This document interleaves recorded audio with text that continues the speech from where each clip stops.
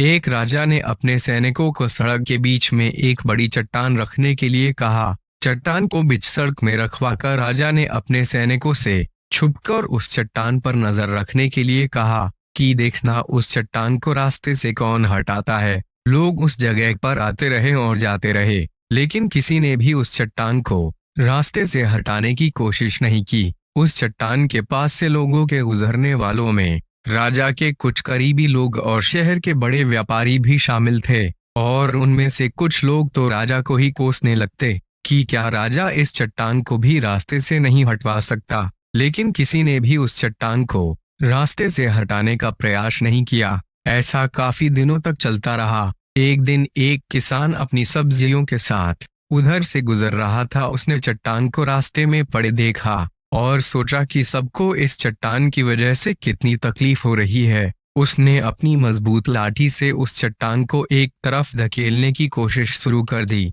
काफी कोशिश के बाद वह उसे सड़क से हटाने में कामयाब हो गया। चट्टान रास्ते से हटाने के बाद किसान अपनी सब्जियों को उठाकर जाने ही वाला था कि अचानक उसकी नजर एक पोटली पर गई जो ठीक उसी जगह पड़ी थी जहां से उसने वह चट्टान हटाए थे। उसने उस पोटली को खोलकर देखा तो उसमें सोने के कई सिक्के थे, और उन सिक्कों के साथ राजा का एक संदेश भी था जिसमें लिखा था कि ये सोने के सिक्के उनके लिए हैं जो इस चट्टान को रास्ते से हटाएगा। दोस्तों, बिल्कुल ठीक इसी तरह हम सब के लाइफ में भी कई परेशानियां आती है। कुछ लोग उन परेशानियों से बचकर निकल जाते हैं और कुछ रास्ता बदल देते हैं, और चंद लोग ठान लेते हैं उन परेशानियों का हल निकाल लेने की, और ऐसे ही लोग मुश्किलों में संभावनाएं और संभावनाओं में छिपे अवसर खोज लेते हैं। मजबूत इरादे और नेक दिल के साथ किए गए कोशिशों के परिणाम हमेशा ही अच्छे आते हैं।